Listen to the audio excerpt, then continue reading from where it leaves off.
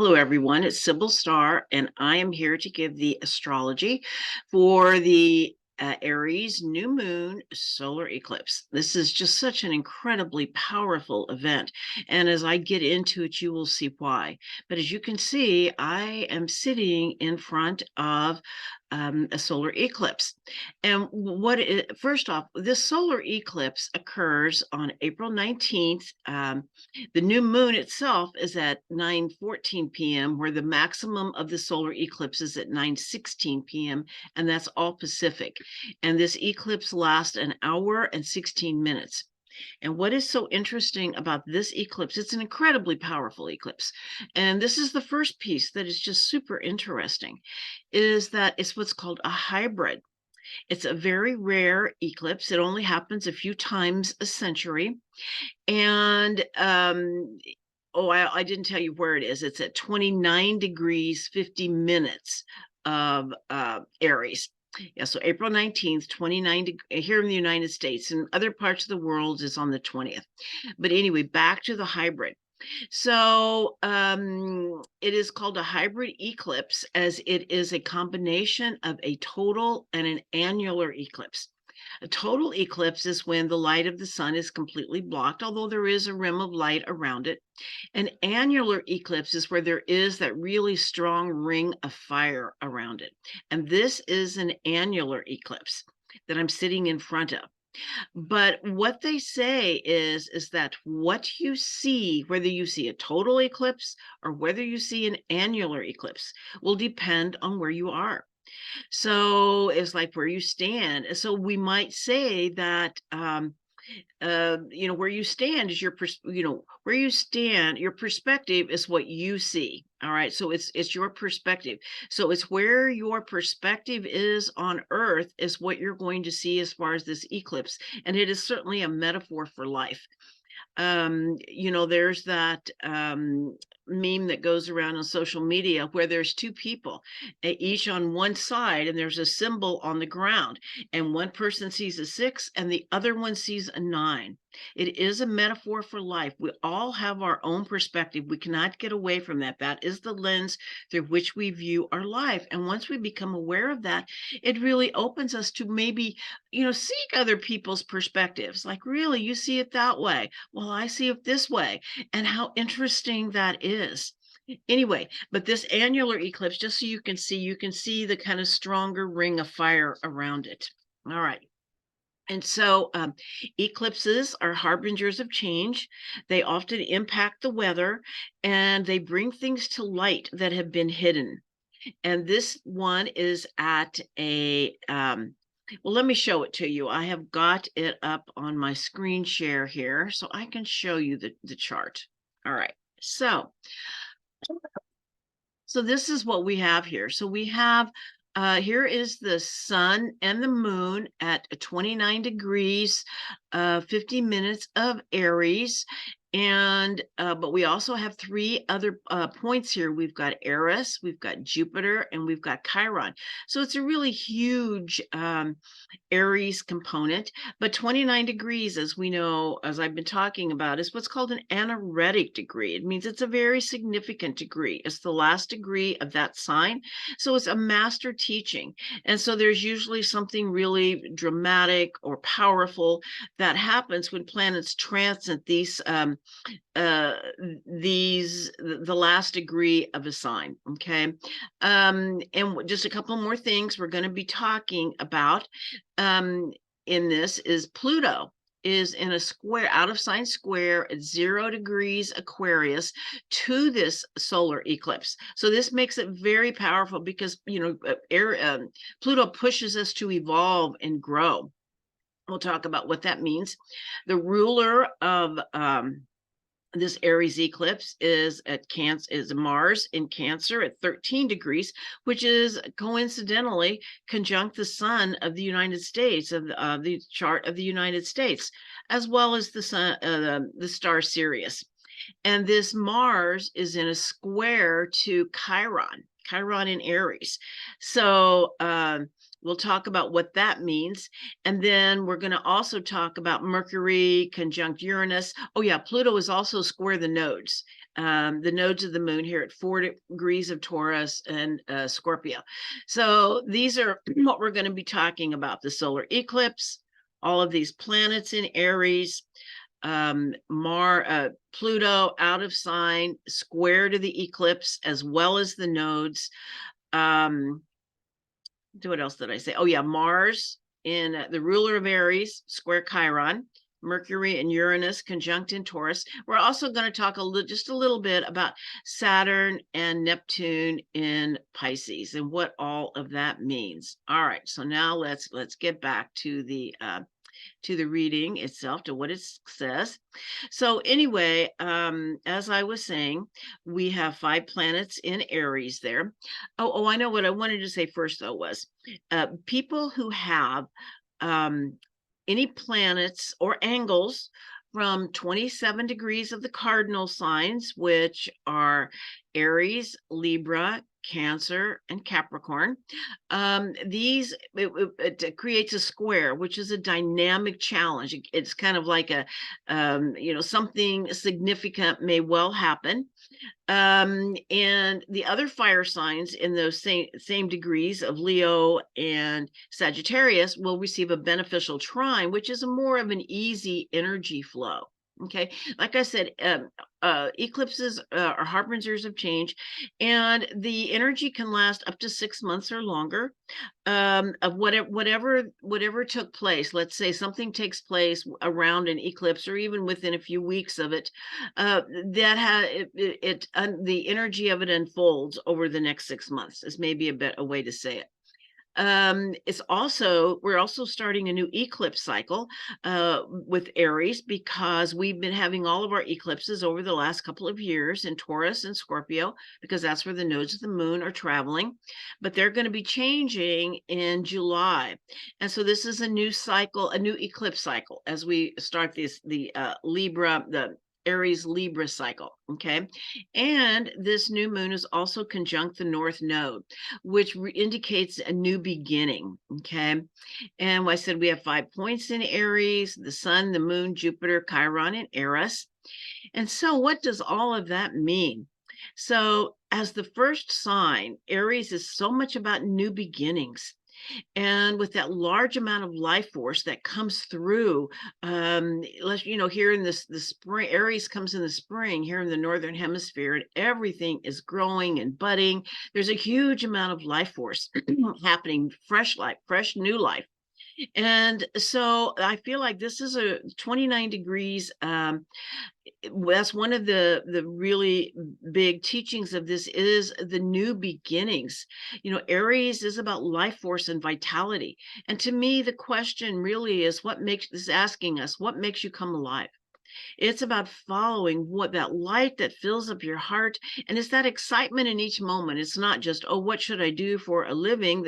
It's not about that. It's about building the life force within your heart, which then will guide you to your direction in life when you follow that passion, that whatever lights up your heart.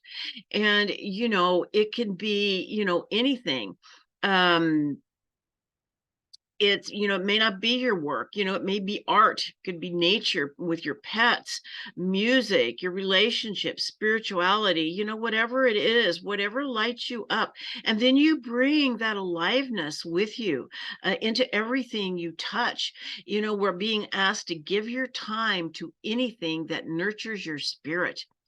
And Jupiter is in Aries at this time. And Jupiter, uh, Jupiter's conjunct this eclipse, and so it brings opportunity and opens doors, and you never know what doors might open as you follow what makes you come alive. As Howard Thurman said, don't ask what the world needs, ask what makes you come alive, and go do it, because the world needs people who have come alive. Okay. Um, and so that's just really, really significant there. And reality as we know it is breaking down as so the old is breaking down, which is giving this opportunity for this new emergence of energy. And what that can mean. And of course, so it's like being in the birth process, but giving birth can be very messy. But so I think the question is, what part of yourself are you giving birth to? This, Aries is about identity, about who we are. It's the individuation. So a new world is emerging, and in that chaos, there is the breakdown of the old, and in that, the opportunity to give birth to a new part of yourself. And to know as the old is breaking down, there is chaos because it is out of the chaos that the new is born. So I think the energy of this eclipse is really dancing with the chaos. Is how do you dance with the energy that is breaking down and the new coming in? Okay. And so it's about being flexible and willing to move as the energy moves. And resistance just creates pain and suffering. And of course, the Aries evolutionary goal is to develop courage. And to do that, we must confront our fear. As a part of the ascension process, this eclipse is moving us beyond another level of fear in the control matrix that encapsulates the earth. And so the key is to recognize the fear as it rises, breathe through it, and let it go. For it's not only our personal, but our collective fears as well. And as we break free from these old lower frequency, lower vibrational emotional frequencies that reside in our lower chakras.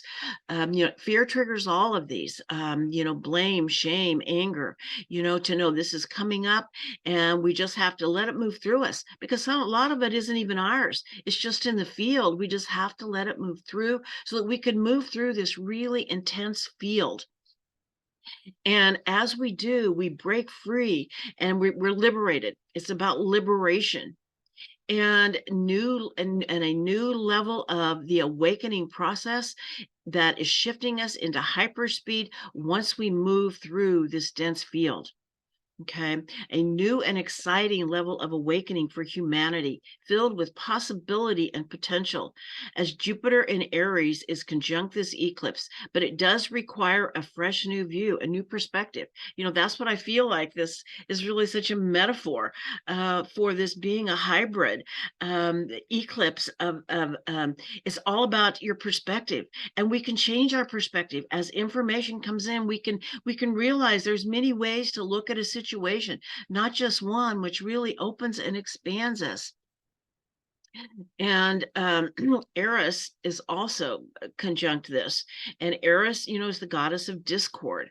And so as the paradigm is breaking down, knowing this, like I talked about, this fear is coming to the surface, and we can make a choice of how we meet it, to breathe through it, let it go through us, and to choose to be non-reactive, to kind of wait. Often if we wait before we respond, we can get clarity on what's really happening and the best way to respond.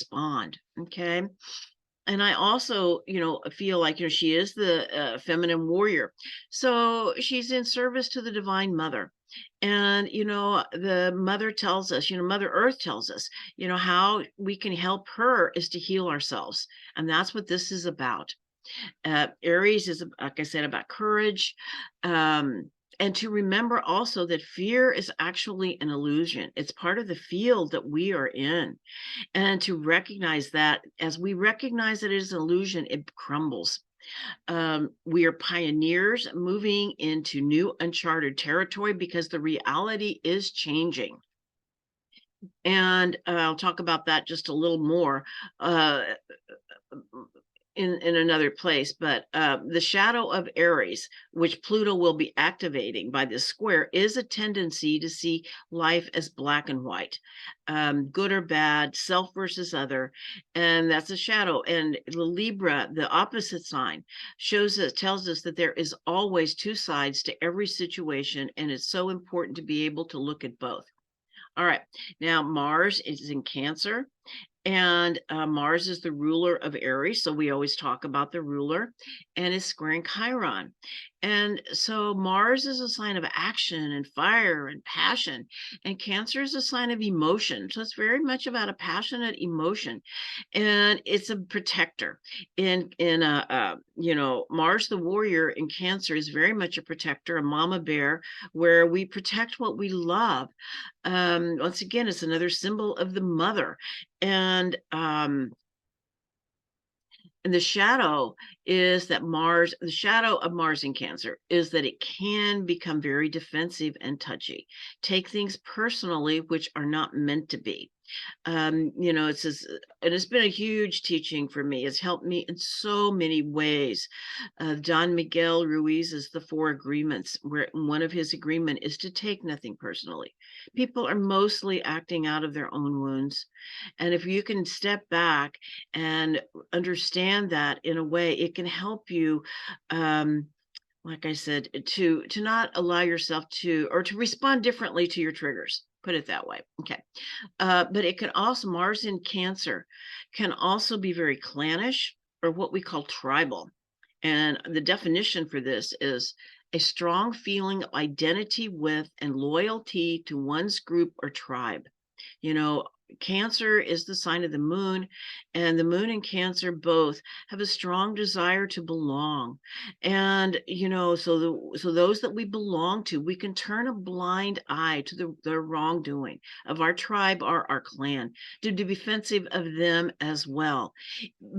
Even though they, like I said, we need to call people on their actions sometimes. Okay. Anyway, this Mars is in a square to Chiron, which and Chiron and Aries can indicate, this is like a real triggering kind of an energy, which indicates that our triggers and the unhealed parts of ourselves are coming to the surface. Chiron in Aries is very much about those unhealed parts of ourselves, of our identity.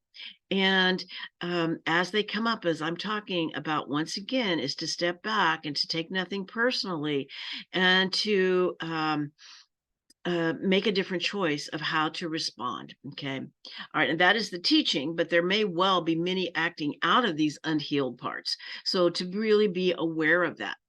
And as I said earlier in this video, Mars is conjunct the sun in the chart of the United States. And we are seeing a tremendous amount of tribalism play out in the political theater here, the political spectrum, on both sides of the aisle. And it's also know that it's perpetrated by the media. Those in power want the people divided. The more divided we are, the easier we are to control. And Mars is also conjunct Sirius, the planet Sirius. And so, Mars is the ruler of all this Aries. And, the star Sirius, the Egyptians, well, not one, we have a special relationship with Sirius. It is the largest star that is closest to us. And there is a belief by some that we are in a binary system. Oh, actually, with Sirius A. I don't know about Sirius B and Sirius C, but anyway. But the other is that the Egyptians believed that the star Sirius was the celestial form of the goddess Isis. And we, of course, are under the protection of the Great Mother, of the goddess Isis. And so it's so important to remember that she loves us all. She's here to protect us. We just need to stop fighting amongst ourselves. Okay, the children are acting up, and I think she's letting us know that, we have a different choice. We don't have to fight with each other. All right, now Pluto in Aquarius is square the nodes. Pluto's transiting at 0 degrees of Aquarius until June 11th, when he goes back into Capricorn. It's also square the nodes. Anytime something squares the nodes, it's a point of destiny. We're at a crossroads. And so anyway, let's talk a little bit about Pluto in Aquarius. So Pluto is always about evolution. He's pushing us to evolve, and he sheds light on what no longer is work, or no, not sheds light. He makes us shed, but I guess the light does come in, to what is not working in our lives. It's a death and a rebirth process. And when we don't if we don't if we hang on to what no longer has life force, he pushes harder to let it go because it has no more life force. It's time to let it go. It's not in alignment with who we are, our authenticity, and our path.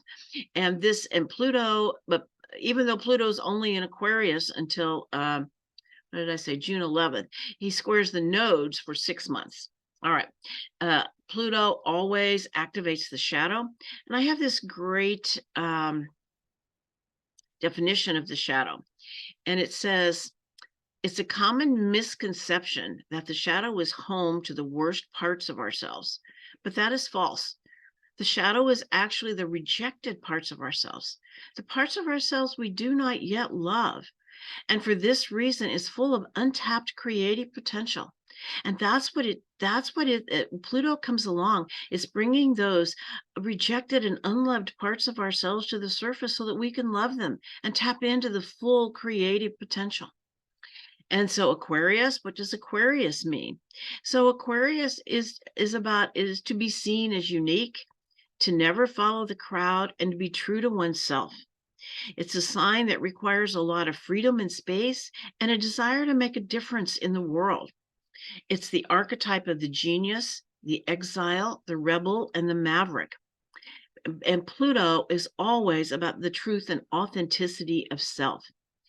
Pluto in Aquarius is an invitation to revolutionize the area of your life that is ruled by Pluto, by sign and house, where you can be true to yourself, to share your own unique gift, and to make a difference in the world.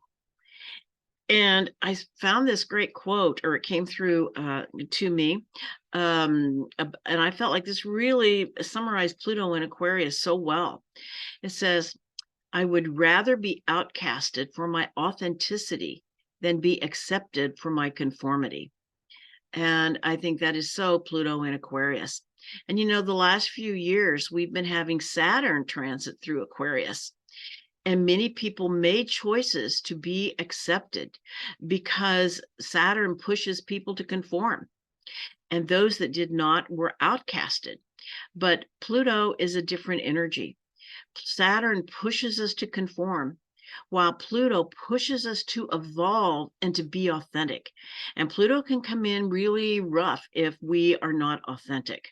Okay, it can really just, the shedding can be painless, well, not painless, easy, or it can be very difficult. Okay, the shedding of what is no longer authentic. But as we're pushed to evolve, we realize even if there is a price to pay, we need to be authentic. We can't live with ourselves when we are inauthentic. Okay, that's a Pluto time. Pluto in Aquarius. Pluto is ultimately about self-empowerment. And of course, Aquarius, we have to talk about the collective when we talk about Aquarius, because it is an Aquarian sign. I mean, it is a collective sign. And to understand that we are more powerful when we work together. But the shadow is losing our identity and slipping into herd mentality. Aquarius is the sign of revolution and change. It rebels against authority. And the dispositor of Aquarius is Uranus, and which means Uranus is the ruler of Aquarius. So I feel like what's coming in is going to bring back some of the excitement and the massive change and transformation of the 60s. Okay, Pluto in Aquarius, very much about grassroots movements bearing fruit.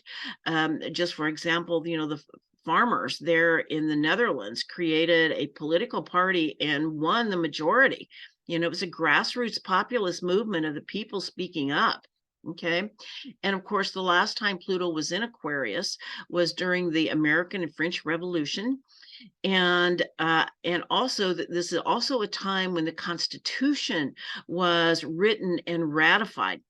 It was a time, the French Revolution, the American Revolution, both of those, well, especially with the Constitution, it was the first time the rights of the individual were actually codified, put into law, our Bill of Rights. Okay, at least maybe not the first time, but the first time in recorded history. Okay.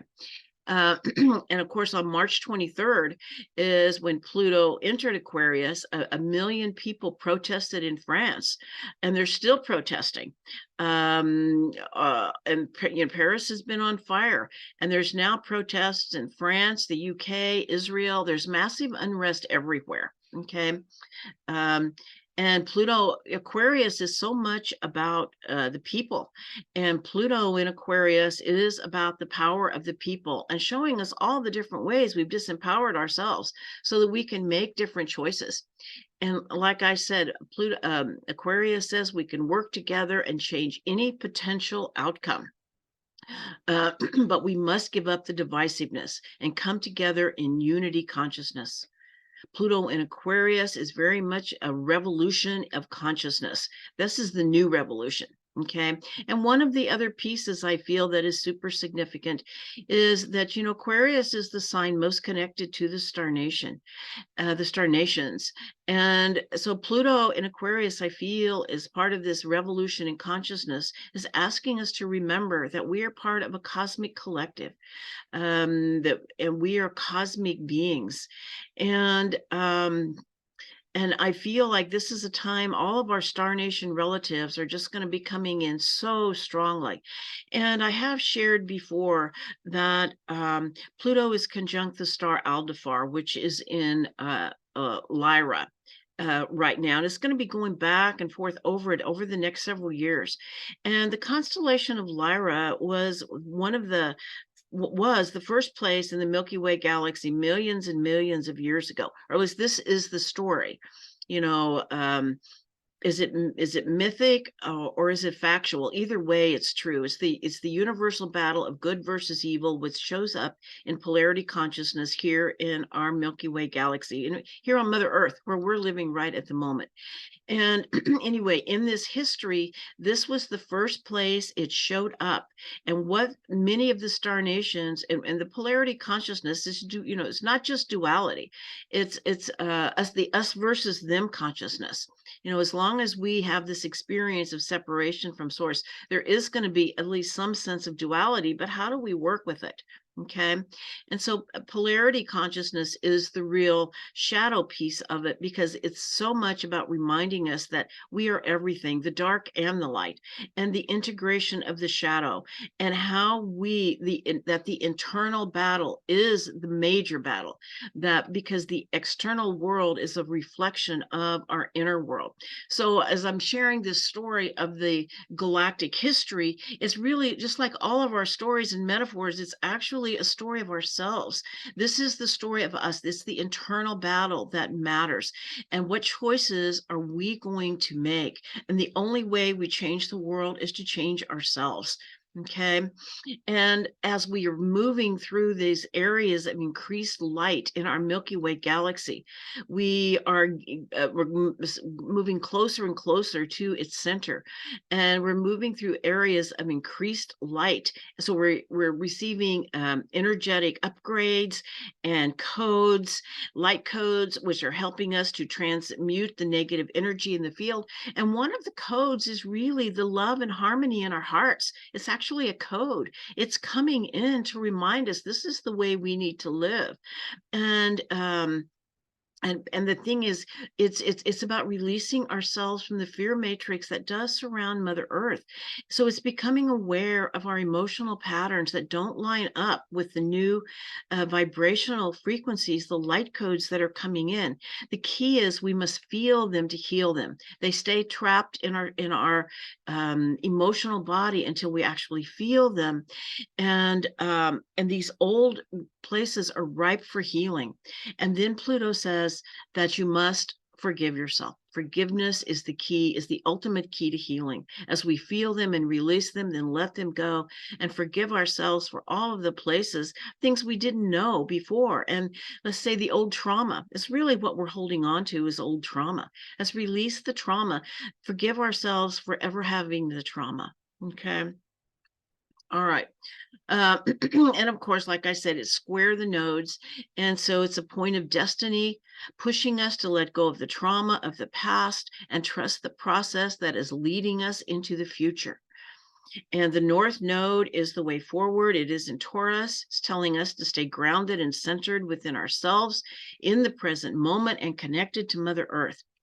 Now, just one more thing, and that is about Mercury. Mercury is conjunct Uranus in Taurus. And so, once again, it's about being grounded, living in the present. But conjunct Uranus, this is very much a sign that is connected to Mother Earth.